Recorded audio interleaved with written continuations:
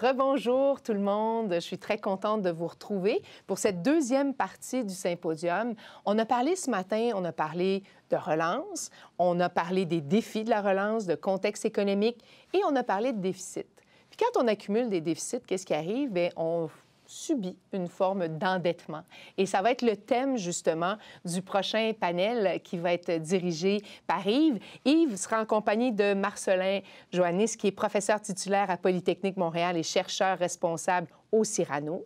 Mia Homsi, qui est présidente directrice générale de l'Institut du Québec, et Pierre-Carl Michaud, professeur en économie à HEC Montréal et aussi titulaire de la chaire de recherche sur les enjeux économiques intergénérationnels.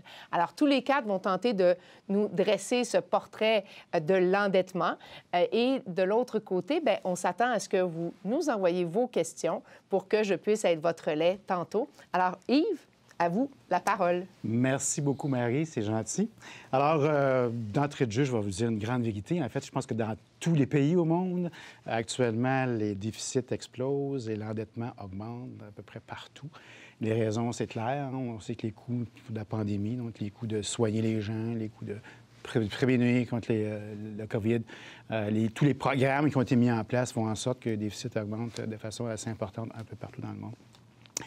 L'élément que je voudrais vous rappeler, c'est que quand même, au Canada, on était quand même dans une bonne situation avant la pandémie. On avait une cote AAA, donc la meilleure cote qu'on peut avoir. Donc, c'est intéressant. Par contre, on voit que le déficit du gouvernement fédéral va s'élever à 343 milliards en un seul exercice 2021. Donc, ça veut dire que la dette par rapport au PIB va passer de 31,1 à 49,1 donc 18 points de base de plus à un seul coup comme ça. Donc, c'est quand même énorme. Je pense que ça peut susciter de la part des gens, de la part de la population, des craintes, des inquiétudes face à cette augmentation rapide de l'endettement-là. Et ça peut susciter des interrogations sur le futur des services publics. Je pense qu'il y a de quoi aller chercher là au niveau des interrogations. Je pense que les gens sont quand même inquiets. Mais je me suis dit, à un moment donné, je me suis posé la question, 49,1 de dette par rapport au PIB, c'est-tu beaucoup? C'est-tu trop? J'ai pas de réponse nécessairement, puis je pense que j'aimerais ça que dans le panel, on essaie de trouver des réponses, ou des éléments de réponse à ça. C'est-à-dire, est-ce que cet endettement-là, est-ce qu'il est inquiétant ou préoccupant? Le Québec, on était un peu dans une situation relativement semblable. On est au même niveau au niveau de la cote des crédits de l'ensemble des provinces à peu près. Il y a juste la Colombie-Britannique, la Saskatchewan qui nous dépasse. Par contre, on est meilleur que l'Ontario et Terre-Neuve-Labrador. C'est la même chose au niveau de l'endettement, donc on est quand même assez élevé. Par contre, traditionnellement, on sait que le Québec a toujours été pas mal la province la plus endettée au Canada. Donc, si on remonte à l'histoire, c'est-à-dire si on remonte juste en 2006, on avait un endettement très élevé. On était la province la plus élevée au niveau de l'endettement. On voyait aussi que le gouvernement disait que 75 de cette dette-là était due à des dépenses courantes et non pas des infrastructures. Autre élément inquiétant, donc c'était déjà consommé, donc on n'avait rien en retour, pas d'infrastructure productive. On avait un service de la dette qui était très élevé à 12,7 comparativement aux revenus budgétaires. Ça veut dire qu'à chaque dollar de revenu, il y a 12,7 sous qui s'en allaient directement pour se payer les intérêts sur la dette. Donc, c'était énorme. Donc, on a mis en place, évidemment, une loi qu'on a appelée la loi, en 2006, qu'on a appelée la loi sur la réduction de la dette et instituant le Fonds des générations pour justement essayer de contrecarrer cet endettement-là qu'on considérait comme étant de plus en plus dangereux. Donc, je pense que c'est important de réexpliquer rapidement cette loi-là. Elle a été adoptée en 2006. L'article 1, donc les objectifs de cette loi-là, il y a des cibles. L'article 1 dit que pour l'année 25-26, la dette représentant les déficits cumulés ne devrait pas dépasser 17 du PIB du Québec et que la dette brute ne pourra pas excéder 45 du PIB comme tel. Donc, ce sont un objectif double de la loi. Et à ça, on s'est greffé un outil qu'on a appelé le Fonds des générations. Et là aussi, je pense que c'était important de rappeler rapidement la mécanique du Fonds des générations. C'est qu'on a mis en place des revenus dédiés qui étaient au départ presque uniquement à Hydro-Québec avec des redevances hydrauliques. Donc, on a réservé des revenus spécifiques qu'on a envoyés dans un fonds qu'on appelle le Fonds des générations. Aujourd'hui, c'est à peu près 50 des revenus du fonds, si on exclut les revenus de placement, qui viennent d'Hydro-Québec. Donc, il y a les redevances hydrauliques, plus une contribution spéciale de 215 millions. Et on rajoute d'autres revenus tels que les taxes sur les boissons alcooliques, etc. Donc, mais c'est des revenus qui sont dédiés au fonds, déposés au fonds directement. C'est vraiment comme un fonds. Et la mécanique ou l'objectif avec ça, c'est qu'on sait que le gouvernement pouvait retirer des revenus quand même assez importants. Donc, on peut donner un exemple. Le gouvernement pourrait retirer 5 de revenus de placement sur un fonds qui est quand même assez volumineux. Et de l'autre côté, bien, il emprunte à 3 Donc, il y a un 2 de revenus nets qui pouvait rajouter dans le fonds de génération qui permettait de rembourser la dette comme telle. Donc, c'était la mécanique du fonds de génération. Et on constate que ça a quand même très bien fonctionné. Si on regarde le ratio de la dette brute par rapport au PIB au 31 mars des différentes années, on voit qu'on a eu un sommet à 54,1 en 2015, mais qu'en 2019, on était déjà rendu à 45,3 Donc, on était tout près de l'objectif à atteindre qui était prévu pour 2025-26. Et en 2020, on était à 43. Donc, on était en dessous, sauf que la pandémie a fait qu'on monte à 43,4, mais c'est très peu. Par contre, on voit qu'en 2021, on saute à 50,4 Donc, on fait un saut quand même assez important. À la chaire, on a aussi fait des prévisions selon un scénario de base. Et selon ce scénario de base-là, on aurait un ratio dette-PIB qui atteindrait 48,4 en 2026, au 31 mars 2026. Donc, ça risque d'être assez difficile de respecter, finalement, les critères imposés par la loi sur la réduction de la dette et imposant l'inflation. Et si on regarde, en 2026, si on n'avait pas eu de pandémie, on aurait été à 39 au niveau du ratio de dette-PIB. Donc, ça a quand même très bien fonctionné, cette loi-là. Ça a été quand même très efficace. L'élément que je veux aussi vous faire part, c'est que malgré ce fort endettement-là qu'on a eu à cause de la pandémie, on voit qu'au cours des dernières années, le ratio de la dette, le service de la dette, des intérêts payés finalement sur la dette, en pourcentage de revenus budgétaires, ont quand même baissé de façon quand même importante. On était rendu en 2019-2020 à 6,5 Et rappelez-vous qu'en 2006, on était à 12,7 Donc, la moitié moins. Donc, ça nous permet de se payer plus de services publics. On paye moins d'intérêts sur la dette. Et si on fait nos projections, toujours selon le scénario de base qu'on a fait à la chaire, bien, on serait rendu en 2025-26 à 6,6 C'est quand même encore très faible. Donc, malgré ce fort endettement-là qu'on constate et l'augmentation importante de l'endettement à cause de la pandémie, est-ce qu'on peut se poser la question, est-ce que ça devrait toujours, étant donné que le service de la dette est toujours quand même relativement stable, mais prévu relativement stable, est-ce que la dette devrait toujours être une si grande préoccupation au Québec? Est-ce que l'endettement devrait être une si grande préoccupation? Et c'est pour ça qu'on vous invite aujourd'hui pour avoir votre opinion là-dessus, votre avis là-dessus. Alors, je vais commencer par... Je te pose la question directement à toi, Marcellin, d'abord. Donc, qu'est-ce que tu penses au niveau de l'endettement? Est-ce que ça devrait toujours être une grande préoccupation pour le Québec? Bon, ben merci pour l'invitation. Merci pour ce panel. Plaisir. C'est un sujet un peu dangereux, l'endettement. J'aurais préféré qu'on en parle. J'aurais préféré qu'on fasse ce panel-là quand ça allait bien que maintenant. Je trouve que une situation de crise, c'est délicat de commencer à parler de modifications à nos règles budgétaires. Donc, pour répondre à ta question assez directement, je pense que l'héritage de la loi sur l'équilibre budgétaire et de la loi sur la réduction de la dette, donc la combinaison des deux, c'est un héritage qui est à préserver. Tu nous as bien expliqué la mécanique, le fonctionnement. Je pense qu'on a au Québec un cadre budgétaire, donc appelons ça des règles budgétaires, qui est assez unique en fait et qui fonctionne bien. Donc il y a la loi sur l'équilibre budgétaire, on en a parlé avant le lunch là, dans la présentation de Luc Godbout. S'ajoute à ça donc le Fonds des générations, qui est alimenté donc par une logique de revenus dédiés. Donc, c'est important, là, cette logique de revenus dédiés, je vais y revenir.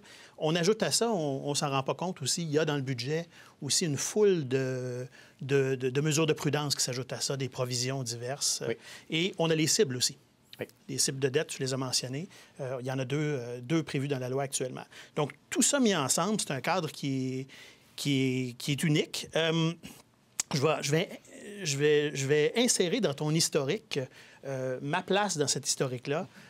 Pourquoi je suis toujours là lorsqu'on parle de dette au Québec? C'est que j'ai commis un rapport... Pour justifier ta présence, finalement.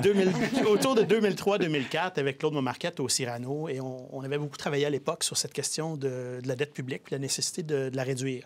Notre proposition, à l'époque, elle était beaucoup plus simple et moins ambitieuse aussi, finalement, que ce qu'on fait aujourd'hui.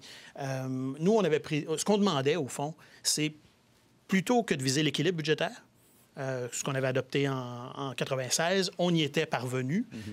Plutôt que de viser l'équilibre budgétaire, de viser plutôt essentiellement un surplus structurel, idéalement, autour d'1 milliard de dollars à l'époque.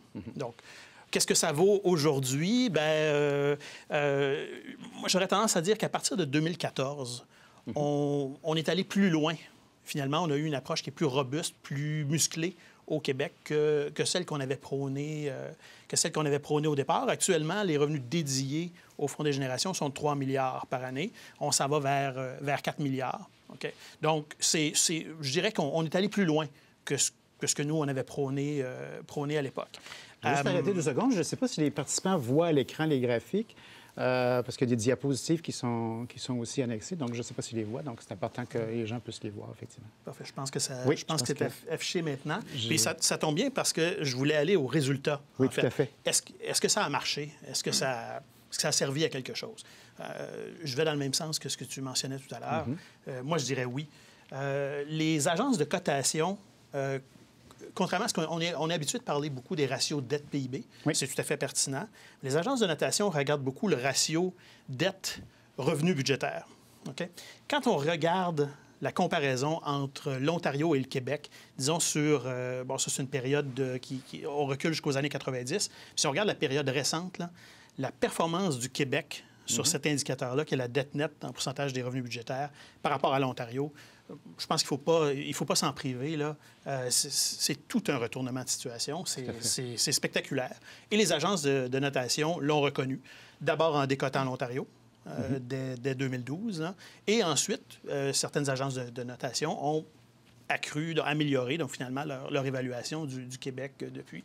Donc, du point de vue des marchés, moi, je dirais que c'est une stratégie qui a fonctionné, même, je dirais, moi, au-delà de mes espérances C'était pas populaire en 2003-2004, ce sujet-là. Donc, c'est au-delà de mes espérances ce qu'on a réussi aujourd'hui. Le marché financier apprécie beaucoup, finalement. Absolument, absolument.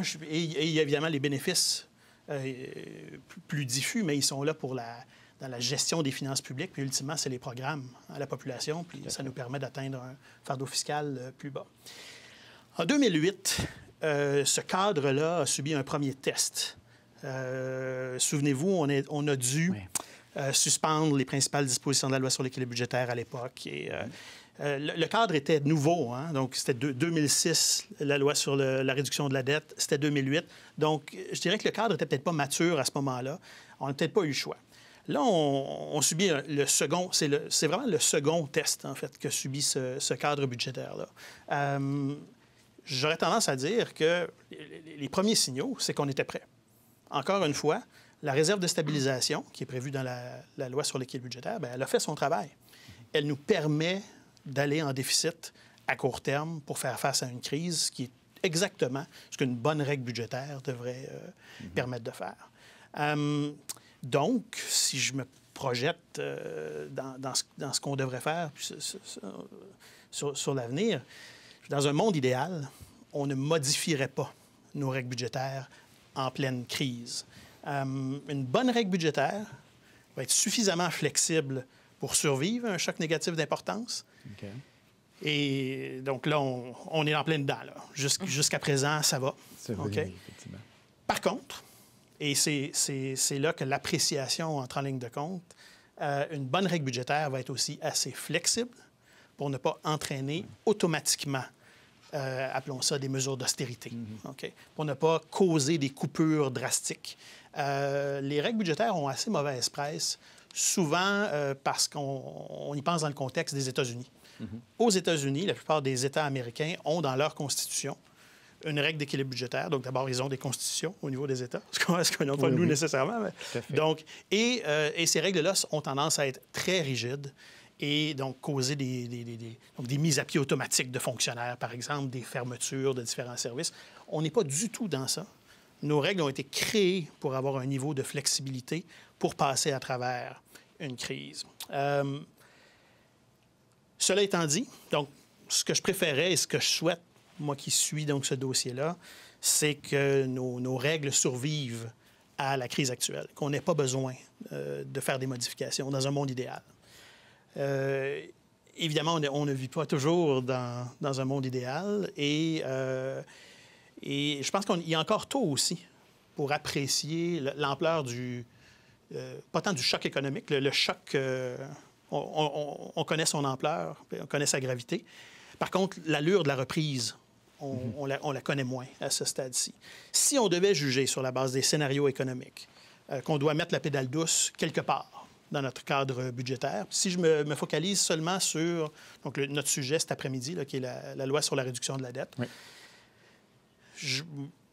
Pour lancer la discussion à tout le moins, là, moi, je dirais à proscrire, détourner le Fonds des générations de son objectif. Donc, le Fonds des générations a permis d'accumuler des recettes dans le passé destinées à un seul objectif par la loi, donc qui est le remboursement de la dette, la réduction de la dette. Je serais extrêmement troublé que l'on vienne modifier a posteriori la mission du Fonds des générations. Maintenant, les revenus dédiés, qui sont prévus par la loi aussi, on n'a pas réellement de mécanisme ou de réflexion en continu sur quel doit être le bon niveau des revenus dédiés. Nous, on disait essentiellement, donc, dans un sens, on disait 1 milliard, nous, en 2003. On est à 3 milliards aujourd'hui, on s'en va vers 4 milliards. Je pense qu'advenant que ce soit nécessaire, une réflexion sur une suspension temporaire ou une réduction ou une modulation différente des revenus dédiés au Fonds des générations, c'est quelque chose qu'on pourrait envisager. Okay. Par la suite, on pourra poursuivre, on pourra se revoir lors d'événements similaires dans les prochaines années et parler à long terme d'autres éléments. Je dirais un élément clé pour moi, puis je vais terminer sur ça, c'est de faire des remboursements réguliers de la dette à partir du Fonds des générations. Okay. Dès la mise en place du fonds, il y a une chose qui m'a inquiété, c'est qu'on arriverait à un moment où le fonds serait gros et on commencerait à se demander, bien, finalement, le fonds ne devrait-on pas l'utiliser pour faire autre chose? Un danger politique. Eh bien, ce que moi, j'ai toujours appelé le risque politique associé au Fonds des générations. On peut maintenir le Fonds des générations et atténuer ce risque-là en le gardant bas, en fait. Donc, en l'utilisant comme un outil pour lisser les remboursements à relativement court terme, mais en évitant d'accumuler des sommes trop élevées. Qui, ultimement, nous détournent de l'objectif précis de la réduction de la dette. Excellent. Bien, merci beaucoup, Marcellin. Vraiment intéressant. Il y a des éléments vraiment intéressants que j'ai trouvés là-dedans, surtout sur les revenus dédiés. Un élément intéressant. Alors, Mia, je te repose toi aussi la question. C'est quoi ta vision? Est-ce que l'endettement devrait toujours rester une grande préoccupation au Québec? Bien, je pense que la situation dans laquelle le Québec est en ce moment, c'est-à-dire dans une position relativement avantageuse au niveau des finances publiques puis de l'endettement, démontre qu'il faut s'en préoccuper parce que quand ça va mal, on est content d'avoir eu ces outils-là quand ça allait bien. Donc oui, c'est important. Il faut s'en préoccuper, mais ça ne veut pas dire qu'il faut paniquer. Je pense qu'il n'y a pas lieu de paniquer parce qu'on a des bons outils en place. Et il y a toujours la question clé, c'est quoi le niveau d'endettement optimal? Oui. C'est quoi le niveau d'endettement critique? Je pense qu'on n'avait pas la réponse avant la COVID et qu'on a encore moins la réponse maintenant. Donc, je suis désolée, mais je n'ai pas de chiffre magique à offrir lors de ce panel. Je pense qu'il y a des discussions partout sur la planète entre les économistes en ce moment sur jusqu'à combien on peut s'endetter. Je pense que personne ne pouvait concevoir qu'on pouvait s'endetter autant que les niveaux d'endettement actuels des pays un peu partout, des États, des pays, puis finalement, ça tient le coup. Là. La confiance est encore relativement là. Il n'y a pas d'effondrement encore. Jusqu'où on peut aller, j'en ai aucune idée, mais il ne faut pas paniquer, puis on va voir pourquoi à travers les diapositives que j'ai. J'ai pas de réponse, j'ai des repères et j'ai des pistes de réflexion. Donc, premièrement, ce qu'on voit en ce moment, c'est la situation budgétaire du Québec, dans le fond, qui était très favorable à l'aube de la crise. On est passé de déficit à des surplus. Difficile de dire quelle partie est conjoncturelle, structurelle. Un grand mystère, mais il y a clairement une partie qui semblait structurelle. On était vraiment rendu avec des déficits récurrents de plusieurs milliards de dollars, au-delà des prévisions, au-delà des espérances. On se disait, qu'est-ce qu'on fait avec cet argent-là? Je pense que maintenant, la question ne se pose plus, puis on est content de l'avoir gardé. Dans une réserve de stabilisation qui n'est pas du vrai argent, mais qui nous permet quand même maintenant d'avoir une année de plus si on suit nos règles budgétaires pour atteindre l'équilibre budgétaire. Comment on a fait ça? comment on s'est... Là, j'ai goût de devenir un peu plus personnel parce que j'étais là en 2008. J'étais au cabinet des finances, puis ça a été très difficile de retrouver l'équilibre budgétaire. Et la crise était beaucoup moins intense qu'en ce moment. L'impact sur les finances publiques était moindre. Et ça a pris 7 ans avec un plan où il y avait des compressions, il y avait une hausse du fardeau fiscal. Je pense qu'on a déjà oublié, mais on a monté la TVQ d'1 point, on a haussé la taxe sur l'essence, on a haussé les tarifs d'Hydro-Québec, on devait monter les droits de scolarité, avoir une taxe santé de 200 $. Je veux dire, il y avait du stock, là, puis ça a pris 7 ans. Donc, c'est des règles contraignantes quand même, surtout dans le contexte actuel. Donc, on a fait beaucoup de travail, puis il ne faut pas le prendre pour acquis. Donc, je ne vais pas repasser là-dessus parce que je vois que le temps file et qu'on en a parlé. Donc, ça nous a permis de réduire la dette. On se compare beaucoup mieux aux autres provinces en ce moment qu'en 2008. On a donc un avantage qui est indéniable. Puis même la hausse de l'endettement suite à un déficit qu'on anticipe d'environ 15 milliards nous ramène quand même à un niveau qui est mieux que la moyenne des 10 dernières années. Ce qui fait que la donnée clé en ce moment, c'est les charges de dette, ce qu'on paie en intérêt par rapport à nos revenus. Tu l'as présenté par rapport aux revenus totaux. Moi, je le présente par rapport aux revenus autonomes, donc ce qu'on peut lever. Le message est le même, ça baisse. On est rendu comparable à l'Ontario et c'est rendu 10 de nos revenus autonomes alors que c'était 14 %. Donc, pas de panique. On a de la marge de manœuvre. Donc, on peut continuer d'investir parce qu'il va falloir. Là, c'était comme des investissements panique, crise, mais il va en avoir d'autres pour la vie avec la COVID et la vie post-COVID pour relancer l'économie, continuer de soutenir les gens. Et ce qu'on voit, c'est que malheureusement, malgré tout ce beau portrait que je viens de dépeindre qui est assez positif, bien, il y a des éléments défavorables majeurs comme une population qui vieillit, qui a un impact sur notre capacité de lever des revenus. Puis ça va s'amplifier, là, je veux dire, on est dedans, mais ça continue. Là. Donc, on va avoir encore moins de monde qui vont travailler, payer des taxes et des impôts. Donc, plus difficile d'atteindre l'équilibre budgétaire que ça l'était il y a 10 ans. Et un fardeau fiscal qui est élevé. Là. Le taux de pression fiscale au Québec, c'est le plus élevé. Donc, il n'y a pas beaucoup de place là-dedans. Donc, on n'a pas beaucoup d'outils pour retrouver l'équilibre budgétaire. On n'en avait pas en 2008, on en a encore moins maintenant.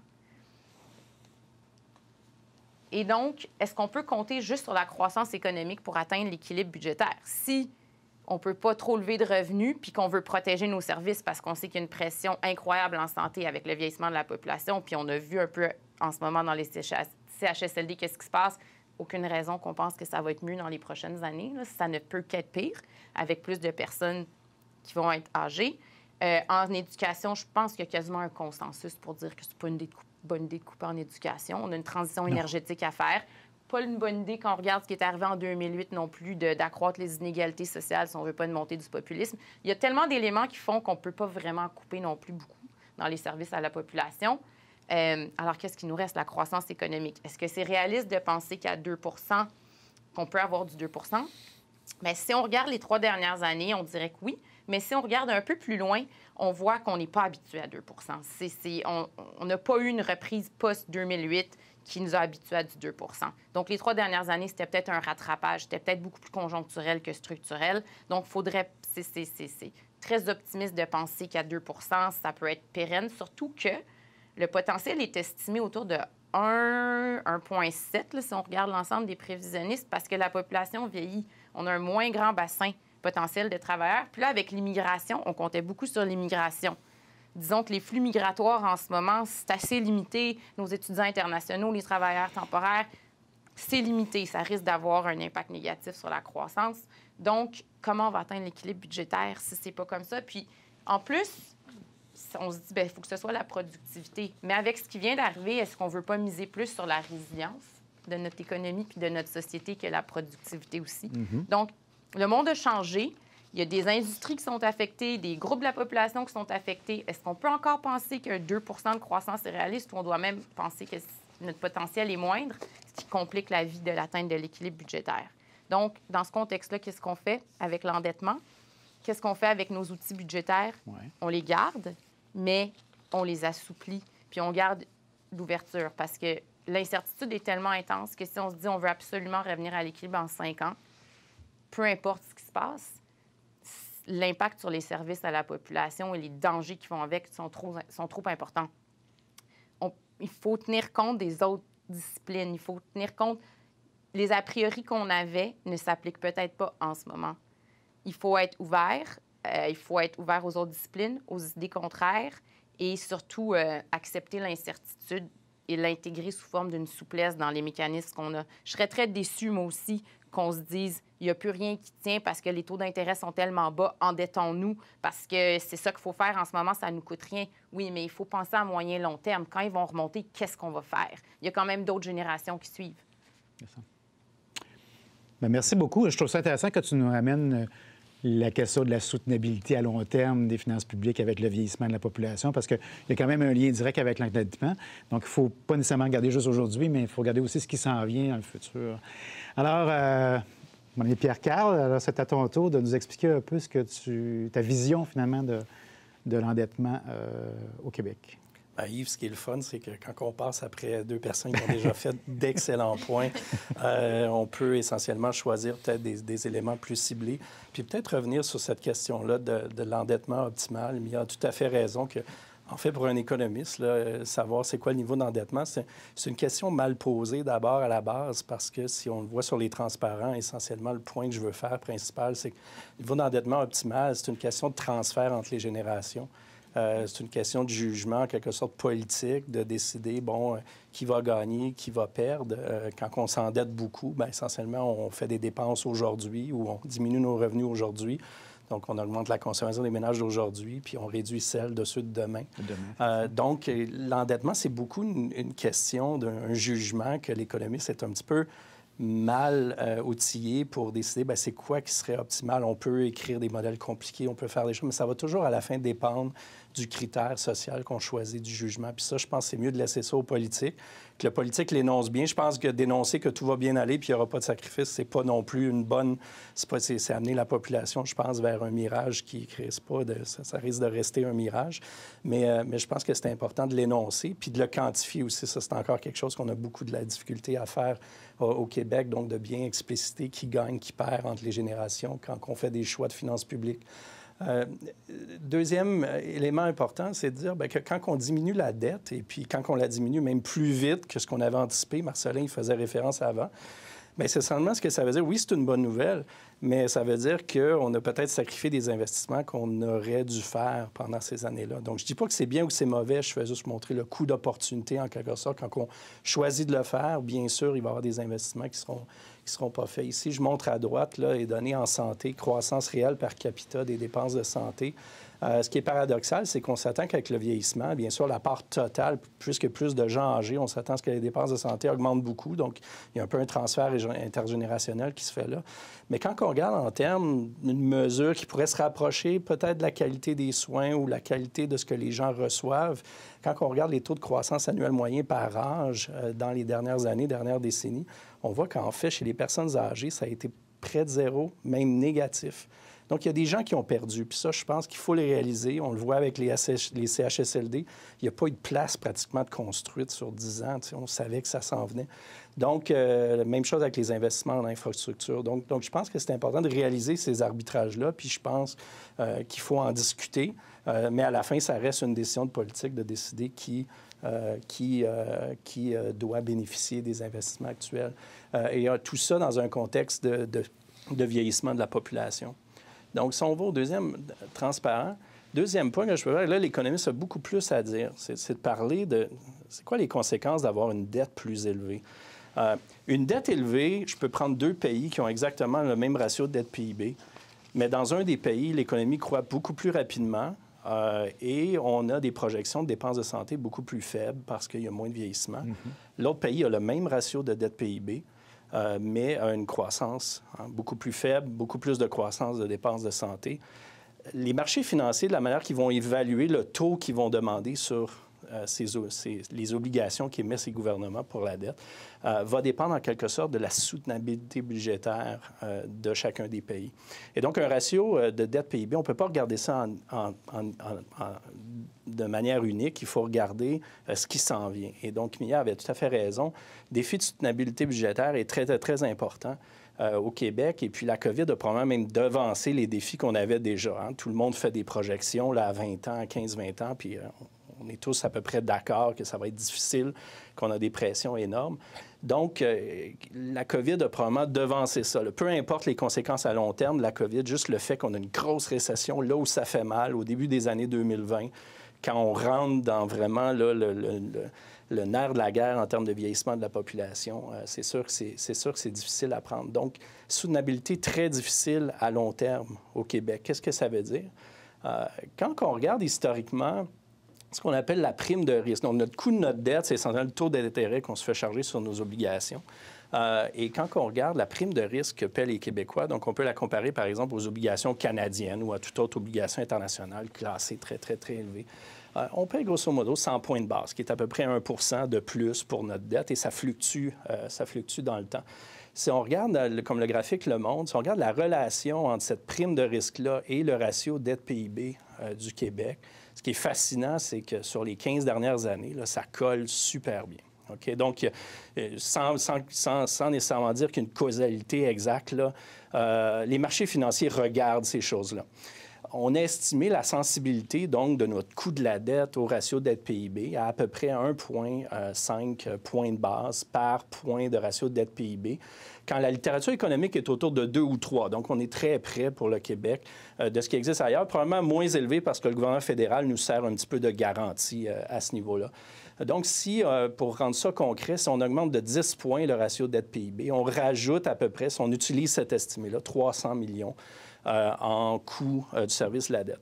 C'est peu, mais à la fois, ça nous rappelle que cette stratégie-là d'endettement, si on était pour poursuivre une stratégie d'endettement très élevée dans les prochaines années, où on allait faire de gros déficits pour s'endetter, bien, éventuellement, il y a un effet qui va revenir, augmenter le coût de la service de la dette. Et quand on augmente le coût du service de la dette, bien, on ne peut plus dépenser pour l'épicerie, on peut moins dépenser pour l'épicerie, les investissements qui s'en viennent.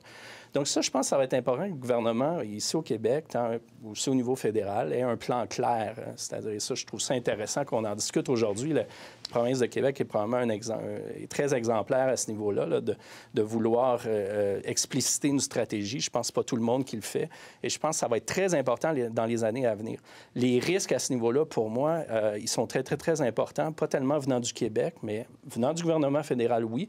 Mais les États-Unis au sud, pour moi, sont un grand risque. Tous les programmes comme Medicare et Social Security sont en déficit énorme et on risque de devoir couper les prestations bientôt. Donc, potentiellement des effets à long terme importants sur les marchés obligataires. Si on passe à la dernière transparence, dernier point peut-être que je veux faire, par rapport au Fonds des générations, je suis tout à fait d'accord avec Marcellin. Quand le Fonds des générations, la discipline que ça l'introduit en termes de règles budgétaires et permet de mettre de l'argent qui est spécifiquement pour la dette, c'est très, très bien. Et ça, il ne faut pas y toucher à ce qui a été accumulé présentement, parce que ça ferait un précédent, ça éliminerait la crédibilité de la stratégie à venir. Cependant, on peut se permettre de la latitude sur les contributions à venir.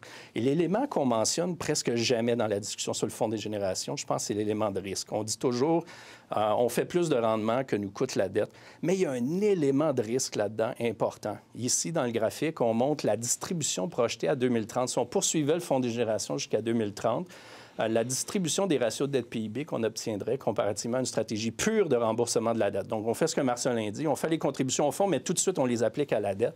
Mm-hmm. Et en moyenne, on arrive à la même affaire ou à peu près. On peut s'astiner sur l'écart de rendement, là. Mais c'est le risque, pour moi, qui est important. Puis dans le contexte dans lequel on est, je pense qu'on doit maintenir le fonds à un niveau faible. Donc, on doit rembourser la dette avec ce qu'on a présentement et les revenus dédiés dans les années à venir. Je pense qu'il y a une bonne discussion à avoir sur ça, mais encore une fois, c'est peut-être un choix politique ici. Et puis, je vais laisser ça aux autorités compétentes en ce domaine. Intéressant. Vraiment de très, très bons points. Je relancerai peut-être sur les revenus dédiés. D'ailleurs, ça m'intéresse parce que vous dites on peut jouer sur les revenus dédiés. Ce que vous pensez, c'est de diminuer les revenus dédiés ou tout simplement, ou de mettre moins de revenus au Fonds des générations? Est-ce que j'ai bien compris ce que vous avez explicité? Donc, ce qui veut dire qu'on accumulerait un peu moins d'argent dans le Fonds des générations, finalement. Moi, j'ai utilisé « si » au début de un gros « si » en majuscule dans ma proposition. C'est ça. Dans le fond, encore une fois, on n'est pas dans un monde idéal. On a des choix à faire. La situation, elle est difficile. Elle demande de faire des choix. Mia a mentionné ça. C'était le cas en 2008. C'est le cas aujourd'hui. Moi, je ne vois pas encore tout à fait clairement quelle est l'ampleur des choix à faire. Là, je pense que les prochains mois vont nous amener des réponses à ça. Mais si, something has got to give. Donc, si on doit atténuer un aspect de notre cadre formé par les règles budgétaires, je pense qu'on pourrait se permettre potentiellement une réduction, voire une suspension peut-être des revenus dédiés pour une certaine période. Pourquoi j'arrive à cette conclusion-là? Pré-COVID, si on avait eu cette discussion-là, on serait en fait en train de parler de... On va atteindre nos cibles d'endettement 4 ou 5 ans d'avance. C'est de ça qu'on parlerait, là. Oui, S'il n'y avait pas eu la COVID en mars, là, oui. puis qu'on savait qu'on se rencontrait aujourd'hui, notre thème aujourd'hui, ce serait est-ce qu'on doit modifier les cibles? On est en voie de les atteindre. On est allé beaucoup plus vite que prévu. Donc, notre stratégie, en quelque sorte, pré-COVID, on peut dire qu'elle avait fonctionné. On avait atteint les objectifs qu'on s'était fixés comme société en 2006. Donc, ça aurait été possible, pré-COVID, de se dire, bien, peut-être qu'on a le droit là, de revoir ça, peut-être. De revoir ça, de doser peut-être un peu différemment la quantité, vraiment les fonds qu'on met à chaque année pour destiné au remboursement de la dette. Donc, tu as bien compris. Je préfère ça. Si on doit modifier quelque chose, je vais dans le même sens à nouveau que Pierre Karl. Je préfère ça de beaucoup à une remise en cause a posteriori des fonds qu'on a accumulés dans le passé dans le Fonds des générations. Okay. Si je peux me permettre, Yves, pour moi, c'est un peu l'équivalent de... Si on est en situation dans le futur, comme l'a dit Marcelin, où on est pour faire des gros déficits, là, on est pour avoir des déficits importants, et que là, on dit qu'on maintient les contributions au fonds, qu'est-ce qu'on est en train de faire essentiellement? Donc, on est en train d'émettre des obligations parce que notre dette augmente, mais on emprunte encore plus, hein, parce qu'en faisant une contribution au fonds, on vient augmenter les besoins donc on doit sacrifier d'autres dépenses. On est en train d'emprunter encore plus sous l'hypothèse essentiellement que les rendements allaient être plus élevés dans le futur. Ça, c'est un peu, prendre l'analogie, là, c'est imaginer, vous voyez, dans mon cas, mon père là, qui est à la retraite, qui me dit, je me préoccupe de ton futur comme génération et je vais mettre une deuxième hypothèque sur la maison pour pouvoir, plus tard, à cause des rendements, pouvoir te donner plus de transferts. C'est une situation risquée. Donc, pour moi, ça va un peu de pair. Si on n'a pas de marge de manœuvre, si on tombe en situation de déficit important dû à la COVID, pour moi, il y a quelque chose à un moment donné qui doit laisser. Je ne vois pas les dépenses du côté des dépenses. Je ne vois pas faire quelque chose du côté des revenus. Ça va être difficile. Je pense que ça serait l'élément. Puis je ne pense pas que ça serait renier notre stratégie à long terme là, de réduction de dette ou de bonne gestion de la dette. OK. Donc, je comprends que tout le monde est d'accord. Ça prend un plan de... Oh, excuse-moi, mais... Non, mais vas-y. Sur le Fonds des générations, moi, je pense que là où j'ai des opinions fortes, c'est que je pense qu'il faut le garder. Je pense que c'est un outil qui a fait ses preuves, puis on le voit pas tant de l'extérieur, mais c'est évident que ça impose une discipline budgétaire. Oui. C'est facile de dépenser. C'est très facile de dépenser.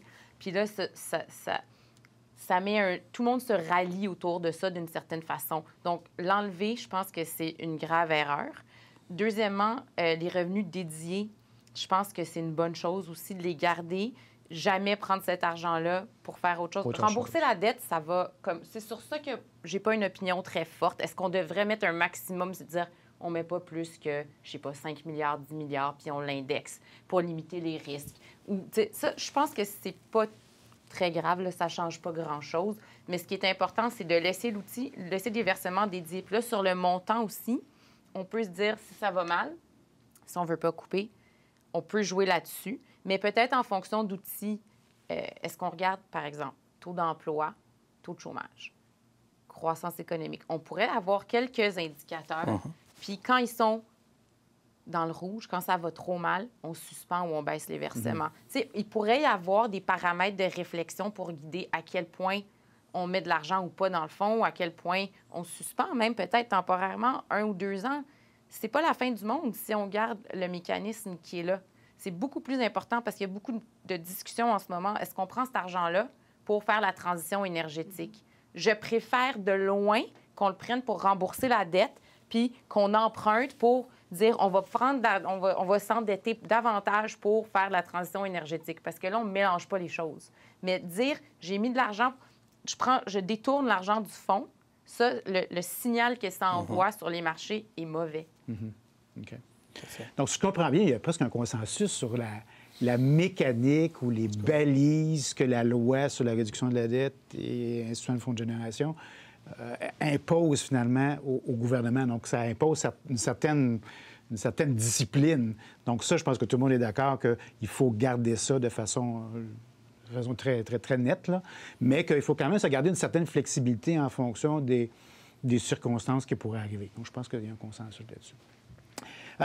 Une des questions que j'ai, mais malgré tout ça, on s'entend qu'on est à un ratio de dette qui était plus élevé qu'avant. On a quand même fait un saut, on était à 50,4 Si on laisse le ratio à ce niveau-là, on sait très bien que quand il va arriver une deuxième récession ou une prochaine récession, il risque d'avoir un escalier qui monte encore et un autre escalier avec une autre récession. Donc, puis il va y avoir des effets sur le service de la dette. On parle beaucoup des taux d'intérêt sont bas. Oui, tout à fait. Est-ce que ça va durer éternellement? On en doute. Un jour ou l'autre, probablement qu'il y aura un réajustement de ce côté-là. Est-ce qu'il y aurait des signaux, est-ce qu'il y aurait des éléments ou des signaux qui nous feraient dire on est allé trop loin au niveau de l'endettement? C'est-à-dire, est-ce qu'on doit regarder un ratio dette-PIB? Est-ce qu'on doit regarder le service de la dette? Qu'est-ce qu'on doit regarder pour dire on commence à être rendu trop loin là, au niveau de l'endettement? Il faudrait faire quelque chose, il faut reculer. Est-ce que vous avez une idée là-dessus? Bien, le premier signal, c'est sûr, c'est toujours les marchés financiers. Donc, le vrai signal, les marchés financiers vont se charger... Il ne faut pas attendre que les marchés financiers... Exactement. Alors, je pense qu'une partie de la réponse, c'est qu'est-ce qu'on fait avec la dette. La dette en tant que telle, l'endettement en tant que tel, c'est un instrument pour l'État pour accomplir un certain nombre de missions. La règle d'or, c'est qu'on utilise, puis c'est beaucoup ce qu'on fait, hein, donc on utilise beaucoup la dette publique. J'exclus la stabilisation de court terme, on vient d'utiliser pour ça, mais essentiellement, le gros contributeur à la croissance de la dette, c'est les infrastructures. Donc, les infrastructures, notre comptabilité fait en sorte qu'on ne paye pas dans l'année pour le nouveau pont Champlain, par exemple. Oui. On bénéficie sur plusieurs années. Et on utilise l'endettement pour faire ça. C'est tout à fait correct de faire ça. C'est une bonne pratique de faire ça. Ceci dit, il faut garder un œil sur le niveau de la dette. Parce que si on n'a pas l'effet disciplinant dont on parle beaucoup du cadre budgétaire qu'on a, là, à ce moment-là, tout est possible. Donc, des besoins en matière d'infrastructure qui peuvent être relayés par toutes les circonscriptions du Québec, il y en a une infinité probablement. Ce que de garder un œil sur le niveau de la dette brute en particulier, là, ce que ça nous amène à faire, c'est que ça nous amène une discipline pour faire des choix. Si la dette sert à payer pour des infrastructures inutiles, elle est problématique. Si elle sert à payer pour des infrastructures utiles, elle est moins problématique. Donc, un élément de réponse, c'est à quoi elle sert, cette dette-là. Et je m'inquiète un petit peu actuellement, je vais y aller d'une voie discordante d'un consensus que je sens en train de s'établir, là, que toute dépense en infrastructure, c'est pas juste au Québec, là, je pense, globalement, actuellement, toute dépense est bonne étant donné que les taux d'intérêt sont faibles. Toute cette littérature sur l'impact des dépenses d'infrastructure est assez claire. Il est possible d'investir intelligemment dans les infrastructures en ne créant pas de dommages à notre situation budgétaire. Donc, en gardant des ratios dette-PIB qui sont stables, voire même décroissants. Là où le bas blesse, c'est quand on se met à investir dans des infrastructures moins utiles, qu'on les implémente avec des marchés publics qui fonctionnent pas bien, par exemple, qu'on paye trop cher, autrement dit. Donc, un premier élément, je dirais, c'est ça. Donc, les marchés, puis ensuite la discipline que ça nous amène au niveau de certains choix budgétaires, notamment en matière d'infrastructure. Okay. Moi, nous, à la Chaire, pour répondre à ta question, oui, Marc-Soleil, c'est de l'investissement, surveiller beaucoup l'investissement en infrastructure. Nous, en termes de soutenabilité budgétaire, on est habitué à faire des projections qui sont toujours déterminées. On projette dans le futur ce qui va se passer au niveau des finances publiques. Je pense qu'il faut commencer à rajouter un élément de risque. Et comme les marchés financiers le font, mais peut-être le faire nous-mêmes avant que les marchés financiers le fassent. Si on voit des déficits pondre à l'horizon 10 ans qui s'en vont en croissant parce que notre situation n'est pas soutenable, ce que les marchés financiers font, c'est qu'ils imaginent combien ça prendrait de hausse d'impôts pour qu'on puisse se sortir du trou, combien il faudrait diminuer les dépenses. Et il n'y a personne qui pense que le Québec va faire faillite sur les obligations. On n'est pas en Argentine, on n'est pas dans ces pays-là. Mais ce qu'évaluent les marchés financiers, c'est la probabilité que politiquement, les gouvernements ne soient pas capables de faire l'effort. Il y a un moment donné où si on essaie d'augmenter les impôts encore plus qu'ils le sont, au lieu que les recettes augmentent, elles baissent. Donc, il y a des trappes qui se créent comme ça. Et c'est, je pense, ça qui devrait être notre guide dans notre gestion de la dette, un autre guide, c'est-à-dire de développer des outils pour être capable d'évaluer ces probabilités-là, d'évaluer ces solutions-là où on se trouve dans des situations problématiques pour dire, bien, regardez, collectivement, à ce moment-là, notre situation, notre stratégie à l'heure actuelle n'est pas soutenable. Il faut aller au-delà de 5 ans. Le cadre financier dans le budget, c'est bien, c'est utile, mais je pense qu'il faut encore plus de transparence, qu'on ait beaucoup de projections, qu'on ait beaucoup d'outils qui nous permettent de faire ce genre d'analyse-là. Est-ce qu'on ne devrait pas distinguer davantage le déficit, un déficit qui est causé par, pas un déficit, mais un endettement qui est causé par un déficit de dépenses courantes et un déficit d'infrastructures? Est-ce qu'on ne devrait pas mettre l'emphase davantage là-dessus et de mettre peut-être des critères plus précis encore? Dire que l'endettement, pour payer les dépenses courantes, là, on n'en veut plus. On veut éliminer ça, puis on veut que ça n'existe plus. Est-ce qu'on pourrait se mettre des objectifs directement à ça? Dire, ça, c'est des dépenses courantes, on ne veut plus en avoir de ça.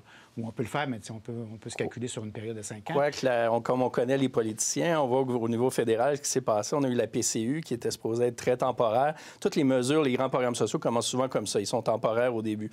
Puis là, on voit les discussions à l'heure actuelle, c'est de transformer ça en revenu minimum garanti, et ainsi de suite. Donc, le danger à l'heure actuelle, c'est de mettre en place énormément de mesures sous le prétexte que c'est pour la pandémie, que ça va être temporaire, mais de voir beaucoup de ces choses-là ou utiliser le prétexte de la pandémie pour venir rajouter énormément de dépenses futures. Donc, il faut faire très attention dans cette définition-là de ce qui est temporaire, de ce qui est à long terme, je pense, mais je pense que c'est important de le faire. Parce qu'au fédéral, effectivement, le déficit, c'est presque uniquement les dépenses courantes. Donc, on augmente la dette de 50 mais c'est des dépenses courantes qu'on va payer. Donc, on n'a pas d'infrastructure au bout de la ligne qui est productive et qui va produire quelque chose. Oui, Mia? Bien, en fait, moi aussi, je pense que c'est pas un chiffre magique, à moins que tu sois rendu au point où les marchés te le disent, mais c'est beaucoup dans comment on dépense puis l'attitude du gouvernement par rapport à ça. Comme, justement, le contraste entre le fédéral puis le provincial est immense. Au fédéral, ça semble pas vraiment être une préoccupation de faire des déficits et c'est beaucoup de dépenses courantes. Il n'y a pas eu beaucoup d'investissements en ce moment encore dans l'optique d'une reprise puis d'une relance. Donc, est-ce qu'ils vont venir? Est-ce que ceux qui sont des investissements plus pour freiner l'hémorragie, disons, vont être transformés en quelque chose d'autre ou pas? Mais c'est que s'ils restent dans l'état actuel, peu importe le ratio d'endettement, ça peut devenir exponentiellement problématique rapidement. Alors que si c'est dans des infrastructures avec l'objectif d'un jour, retourner à un équilibre budgétaire et d'éventuellement faire baisser les ratios d'endettement, l'histoire est complètement différente. Puis c'est ça, au Québec, l'histoire, c'est on veut revenir à l'équilibre budgétaire, on va viser des dépenses qui sont plus pour la relance. Donc, c'est beaucoup moins épeurant ou c'est beaucoup moins inquiétant en termes de est-ce qu'on va atteindre un niveau d'endettement qui est un point de non-retour ou un seuil critique. Puis c'est ça, tout l'art de gouverner, là, on va le voir bientôt parce que c'est beaucoup plus facile de mettre en place des programmes de dépenses où est-ce qu'on met beaucoup de liquidités dans le système, disons, que de concevoir des programmes ciblés, adaptés, peut-être sectoriels, peut-être pas sectoriels, peut-être pour certains groupes de la population, mais qui vont viser à ce que l'économie reprenne, puis assurer que les gens vont travailler, puis qui va travailler à la bonne place. Est-ce qu'on fait des chantiers massifs de formation plus adaptés, plus accessibles? Ça, c'est vraiment difficile. Faire des changements comme ça au niveau de la société, essayer de ne pas reproduire le statu quo, puis essayer de se projeter dans où est-ce qu'on veut être dans 10, 15 ans, puis d'adapter les programmes puis les dépenses en infrastructure maintenant à cette société-là, c'est compliqué parce qu'il faut que tu fasses des changements, il faut que tu bouscules, il faut que tu fasses des choix. Puis ça, c'est pas le fun quand tu es en politique. Oui, effectivement, tout à fait. C'est intéressant de voir le lien aussi entre la loi sur l'équilibre budgétaire puis la loi sur la réduction de la dette, les deux ensemble. En fait, quand on parle d'un plan du gouvernement, il faut vraiment que tout ça soit mis ensemble, qu'il y ait vraiment un plan, puis qu'on voit dans le futur où est-ce qu'on s'en va au niveau de l'endettement comme tel. Je ne sais pas, est-ce qu'on a des questions du public? J'imagine que ça doit exploser. Ça doit exploser. Il y en a plein de questions parce que la discussion est très... je pense qu'on est dans les essentiels, dans la gouvernance. Hein? Vous avez parlé de ces outils qu'on a. Puis il y avait une question justement sur ces outils-là. Vous avez parlé de l'importance de maintenir cette loi qui crée le Fonds des générations puis qui assure qui nous donne un objectif. Là, vous avez dit, je pense, ça nous impose une discipline c'est Mia qui disait ça nous impose une discipline. Mais là, on nous demande allonger la durée du retour à l'équilibre budgétaire, l'idée dont Luc parlait cet avant-midi, de 5 à 7 ans, par exemple, ou réduire temporairement le versement au Fonds des générations, hein, quand des petites questions simples, tu sais. C'est le ministre, ça? Hein? Alors, oui, signé Éric Girard. Non, c'est un des participants, mais qu'est-ce qui est le plus faisable? Et peut-être que c'est le ministre, parce qu'il dit politiquement et techniquement. Qui veut y aller? Mia, tiens. Bien, moi, je pense que étirer le 5 ans à 6 ans ou 7 ans, ça a été fait en 2008. Puis, honnêtement, je vais dire là, parce que j'étais aux premières loges de tout ce plan de redressement-là. Et il n'y a pas eu de prix d'aucune façon. Pas de ni politique, ni économique. On est passé de 5 ans à 7 ans. Puis, je voulais vraiment, là, on voulait notre 5 ans, on voulait la respecter, la loi. Puis, ça fait 7 ans. Bien, voyons, ça n'a rien fait. Pourquoi qu'on s'est obstiné autant que ça à ce que ce soit 5 ans? Mais quand on fait des compressions dans les dépenses, par exemple, puis que tu es en bas de l'inflation, tu le vois dans les services. Avec une population qui vieillit. Bernard Landry l'avait dit. Il y a des conséquences. Fait que je préfère qu'on ne coupe pas dans les services qu'on s'entend quand même qu'on veut protéger minimalement la santé et l'éducation, qui représentent déjà 75 du budget de l'État, puis que ça prenne 1 ou 2 ans de plus, je crois pas, ou 3 ans. Puis en plus, il y a de l'incertitude. On peut pas dire 5 ans ou 6 ans, puis on sait même pas c'est quoi les prévisions. Ça change quelque chose que la reprise soit lente ou pas par rapport à la durée de l'atteinte de l'équilibre. Parce que c'est un vase clos, là, je veux dire. Si on garde notre plan, bien, on va couper. Ça va être sauvage. Mais donc, vous acceptez ce 5 à 7 ans-là. Je vais revenir à vous, messieurs. J'accepte de l'étirer. Mais est-ce que vous accepteriez aussi, ou qu'est-ce qui serait le plus productif si on disait qu'on réduit l'apport au Fonds des générations pour atteindre plus rapidement l'équilibre? Je veux pas trop m'aventurer, puis il y a le si auquel j'adhère. On ne sait pas ce qui s'en vient, mais je pense que je pourrais bien dormir la nuit si on fait les deux. D'accord. Marcelin. Encore une fois, je préférerais que l'on n'apporte pas de modifications. Donc, ça inclut, évidemment, j'ai mentionné tout à l'heure, à partir du moment où on suspend quelque chose dans une règle budgétaire, c'est une pente glissante. Une règle budgétaire, ça a des impacts disciplinants, oui, puis on en a parlé, ils sont vrais, mais le principal effet de la règle budgétaire, c'est l'impact qu'elle a sur la crédibilité. Donc, ultimement, c'est la vie des marchés financiers qui nous importe, etc. Et donc, je vais me mouiller. Je préférerais que l'on respecte la loi sur l'équilibre budgétaire, qu'on n'ait pas à la modifier. Donc, le 5 ans. Le 5 ans.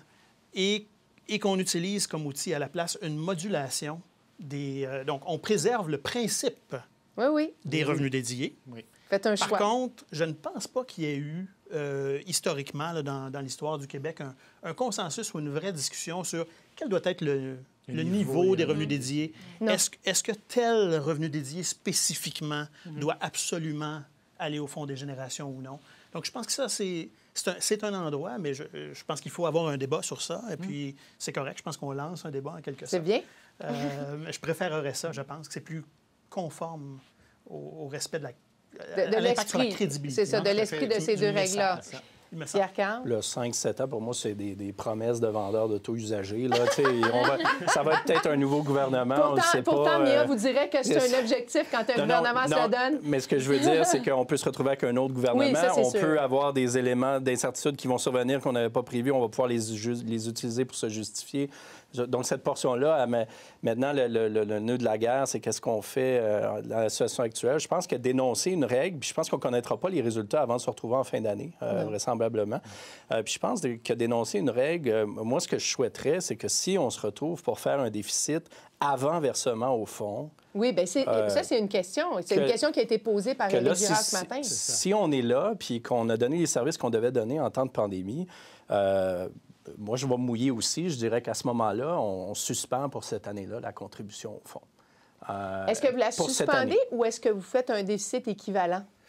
Moi, c'est la question qu'Éric Girard posait ce matin, c'est est-ce que on calcule le déficit avant ou après le versement au Fonds des générations? Et je pense que la discussion, il l'a lancée ce matin.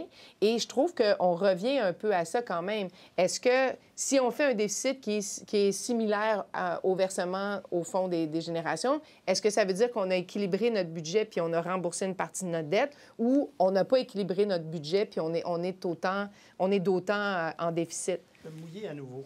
Hey, mon Dieu, c'est extraordinaire. Le moment me semble délicat en pleine crise pour faire des changements. Je pense que Mia, tu as mentionné ça aussi tout à l'heure. Des changements de définition dans une loi aussi fondamentale que la loi sur l'équilibre budgétaire. Si on était aux États-Unis, cette loi-là, elle serait dans notre Constitution. Oui, tout à fait. Si on avait une Constitution du Québec, on pourrait. Exactement. Donc, moi, ça m'inquiète un peu et je me demande si on ne peut pas arriver exactement au même résultat au plan financier en réfléchissant plutôt sur cet aspect du niveau des revenus dédiés qui ne demande pas nécessairement un changement fondamental de définition. Je préfère de loin qu'on laisse la définition puis la loi comme ils sont en ce moment, puis qu'on fasse une réflexion sur suspendre ou pas, réduire ou pas les versements, parce que là, au moins, on peut ajouter un élément de flexibilité puis de contexte. Quand est-ce qu'on peut suspendre? Quand est-ce que c'est acceptable? Est-ce que c'est quand on assure un certain niveau, comme on s'assure que la reprise est bien enclenchée? Il y a plein de choses qu'on peut regarder. Je préfère ça que de se mettre à changer. Pourquoi ça doit être mécanique? Non, je suis pas à l'aise. Donc, on ne touche pas à la définition ferme. Une autre question d'un participant ou d'une participante, on parle souvent du pourcentage de la dette, mais quel serait l'impact d'augmentation d'une dette importante? Puis on a parlé donc des marchés et des agences de notation. Si on devait se rendre à une décote simultanée des agences de cotation, parce que, Mia, c'est vous, je pense, qui avez parlé de ce ratio qui était dette-revenu autonome, mais à partir du moment où ton coût de la dette augmente, bon, c'est pas pour 100 de ta dette, mais quand même, le coût de ta dette augmente, ça peut avoir un effet significatif sur les finances publiques. Mais je pense que, vous faites... c'est ça, c'est la dette sur PIB, quand ça augmente d'environ 10 points, là, on parle de 1 ou 2 points de base. Ça, c'est compliqué parce que 100 points de base, c'est 1 %. C'est des petits chiffres, mais c'est des petits chiffres qui donnent des gros dollars parce qu'on les multiplie par 200 milliards de dettes. Donc, il y a des coûts. Donc, on calculait 300 millions pour une hausse de 10 points au Québec. Maintenant, ça, c'est des estimés basés sur l'historique. La pandémie est un contexte spécial, puis je pense que c'est ça que votre auditeur fait référence, je crois. Tous les pays en même temps s'endettent. Qui achète cette dette-là en ce moment? Beaucoup la Banque du Canada. Oui, c'est ça. La Banque du Canada a un programme spécial, c'est passé sous le radar un peu, mais qui rajoute la dette des provinces. Donc, non seulement du gouvernement fédéral. Ils ont 1,5 milliard en ce moment de dette québécoise, ce qui n'est pas énorme, mais ils semblent avoir une stratégie crédible d'aider les provinces à maintenir les coûts faibles. Là où ça va être difficile, c'est si les banques centrales ont des actifs de la sorte. Et là, ils vont se retrouver, malgré eux, dans un jeu politique. Si jamais l'inflation reprend, ils doivent garder leur mandat de garder les taux et remonter les taux. Là, ça va augmenter le coût de la dette pour les gouvernements et c'est ça le danger. Oui, c'est ça. Je pense que la question était là aussi, d'augmenter le coût de la dette qui va faire que notre ratio des intérêts sur la dette versus les revenus autonomes va augmenter, là, parce qu'actuellement, ce qu'on comprend, c'est qu'il est relativement bas. Une autre question intéressante, c'est... on voit beaucoup aux États-Unis ce ratio de dette PIB qui est à 100 puis dans d'autres pays, puis tout ça. Alors, il y a quelqu'un de notre auditoire qui nous demande pourquoi nous, quand on regarde à 50, on trouve ça comme affriolant, là, ou inquiétant. Un élément important, c'est que quand on se compare au niveau international, il faut additionner les niveaux de gouvernement. Exact. Okay? Donc là, aujourd'hui, on ne parle que de la dette du Québec. Qu'on pourrait additionner à celle, si on comme citoyen, là, on pourrait... Moi, comme citoyen du Québec, j'assume une partie de la dette municipale, une partie de la dette scolaire, une partie de la dette québécoise et surtout une partie de la dette fédérale aussi. Donc, évidemment, quand on compare au niveau international, il faut faire cette addition-là.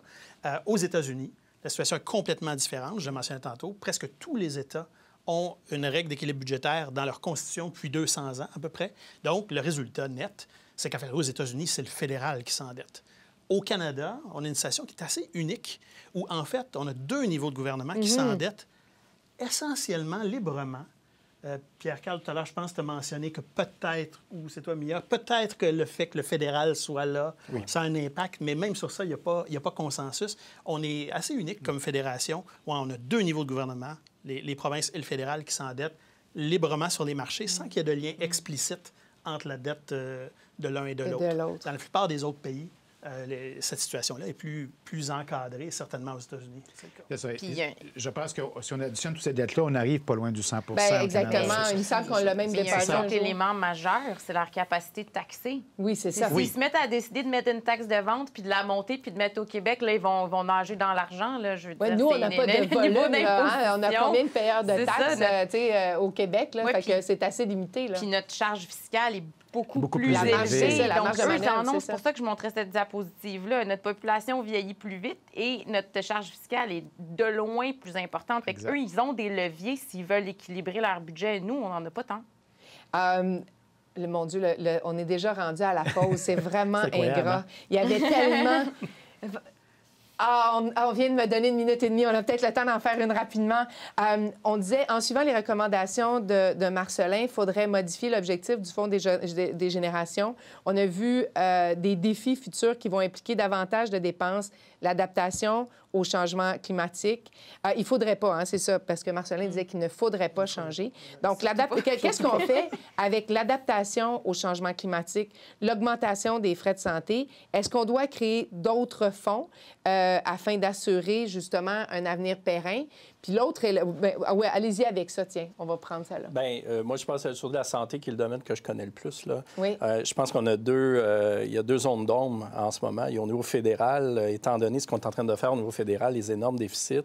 On a besoin de la contribution du fédéral en santé. Ça représente environ 15 Puis ça fait bien peur là, qu'avec l'endettement qui est en train de se faire, il ne faudrait pas se surprendre si d'ici quelques années, on nous sort cet argument-là pour nous dire qu'on ne peut pas le bonifier. Puis de l'autre côté, en santé, je pense qu'on a besoin d'une réflexion sur le rôle du privé et le rôle des individus. Parce que si on sur veut... la prévention, moi, on l'a vu en CHSLD, là, un millionnaire qui s'en va rester en CHSLD va encore payer 2 000 $ par mois, qui représente à peu près le tiers du coût. Donc, est-ce qu'on peut améliorer ces choses-là, réfléchir à ça sans tabou? Je pense que c'est le temps de le faire. Oui, bien. Mais sur les fonds dédiés, on a le fonds vert. On parle d'environnement, de transition énergétique, puis il y a des discussions sur prendre l'argent du Fonds des générations pour faire la transition énergétique. Mais le fonds vert, je veux juste rappeler qu'il y a de l'argent qui reste dedans, qui s'accumule année après année, puis qu'on n'a pas encore trouvé nécessairement les bons projets, puis les bonnes façons de l'utiliser. Commençons par l'utiliser avant d'en vouloir plus. Marcellin, Mia, Pierre-Carl, merci beaucoup. Le mot de la fin? Je n'ai qu'à remercier cet échange absolument fantastique. Je pense qu'il y a beaucoup d'idées qui ont foisonné de cet échange-là. Puis je pense que ça va servir à nos décideurs de prendre des décisions pour le prochain 5 ans. Exactement. Puis il y avait encore plusieurs questions. Vous avez vraiment stimulé, ça roulait, là. Il y en avait beaucoup, beaucoup. Fait qu'on se reparlera aussi d'infrastructures, puis d'infrastructures porteurs, puis en tout cas, porteuses, ça va être, je pense qu'il y a beaucoup de choses auxquelles on peut continuer, sur lesquelles on peut continuer d'échanger. Nous, on prend une petite pause et après, j'aurai le privilège de rencontrer Jean-Denis Fréchette, qui est l'ancien directeur parlementaire du budget. Puis on va se poser la question, à quel moment c'est le bon moment peut-être de pouvoir créer ce poste-là? Puis c'est quoi les conditions de réussite? Alors, on se retrouve tantôt.